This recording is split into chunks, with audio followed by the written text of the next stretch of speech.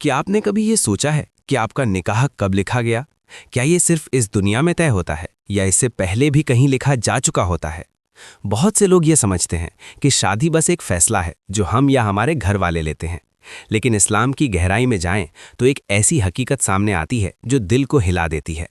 आज हम उसी राज की बात करेंगे, आलम अरवाह की, जहां हमारी रूहें थीं और जहां शायद हमारा निकाह भी पहले ही तय हो चुका था।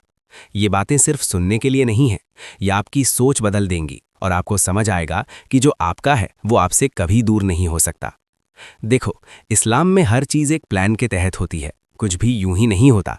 अल्लाह ताला ने इस पूरी कायनात को बनाने से पहले ही हर चीज़ लिख दी थी। इसे कहते हैं तकदीर। और ये तकदीर सिर्फ आपके कामों तक सीमित नहीं है, बल्कि इसमें आपका रिस्क, आपकी उम्र और आपका जीवन साथी भी शामिल है। अब बात आती है आलम अरवाह की। ये वो जगह है जहां हमारी रूहें पैदा होने से पहले मौजूद थीं। कुरान में अल्लाह फरमाता है कि जब उसने आदम अलैहिस्सलाम की औलाद को पैदा किया तो उनकी रूहों को इकट्ठा करके पूछा, क्या मैं तुम्हारा रब नहीं हूं? और सबने जवाब दिया, हाँ, तू ही हमारा रब है।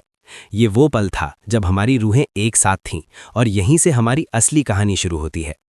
अब सोचने वाली बात यह है, जब अल्लाह ने उस वक्त हर चीज़ का इल्म रखा तो क्या ये मुमकिन नहीं कि हमारा निकाह भी उसी वक्त लिख दिया गया हो?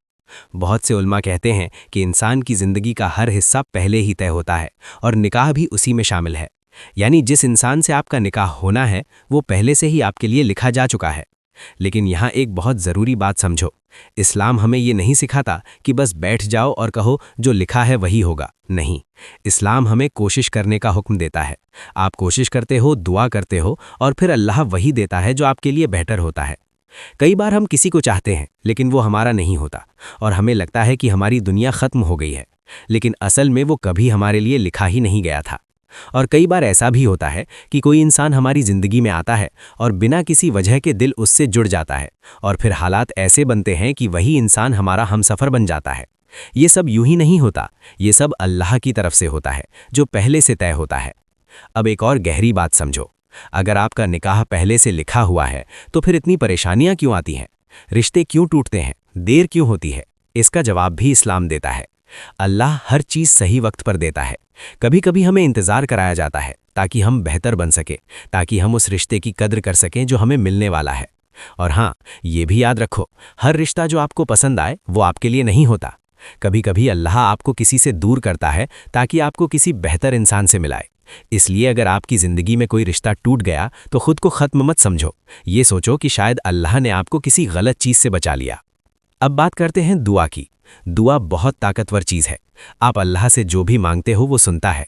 अगर आपका निकाह कहीं लिखा है तो दुआ उसे आसान बना सकती है, और अगर कोई चीज़ आपके लिए सही नहीं है तो दुआ उसे आपके दिल से निकाल सकती है।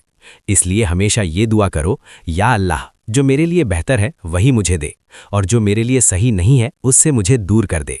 ये दुआ आपकी ज़िंदगी बदल सकती है। और एक और अहम बात, अपने दिल को साफ रखो, गुनाहों से बचो, क्योंकि गुनाह भी इंसान की तकदीर को प्रभावित करते हैं। जब आप अल्लाह के करीब होते हो तो आपकी ज़िंदगी में बरकत आती है और आपके रिश्ते भी बेहतर होते हैं। अब ज़रा सोचो, अगर आपका निकाह पहले से लिखा जा चुका है तो फिर डर किस बात का? जो आपका है वो आपको मिलकर रहेगा, कोई उसे आपसे छीन नहीं सकता। और जो आपका नहीं है उसे आप लाख कोशिश कर लो, वो आपका नहीं बनेगा। इसलिए अपने दिल को सुकून दो, सब्र रखो और अल्लाह पर भरोसा रखो, क्योंकि वो सबसे बेहतर प्लानर है। वो आपको वही देगा जो आपके लिए सबसे अच्छा है, चाहे आपको अभी समझ आए या ना आए। अगर ये बातें आपके दिल तक पहुंची हैं तो इसे हल्के में मत लेना, ये आपकी ज़िंदगी बदल सकती हैं। अपने रब पर भरोसा रखो और कभी भी उम्मीद मत छोड़ो। अगर आपको ये वीडियो पसंद आया तो इसे लाइक ज़रूर करें और ऐसे ही इस्लामिक वीडियो देखने के लिए हमारे चैनल को सब्सक्राइब करें, ताकि आप तक हर नई वीडियो सबसे पहले पहुंचे। अल्लाह आपको आपकी तकदीर का सबसे खूबसूरत हिस्सा अता करे। आमीन।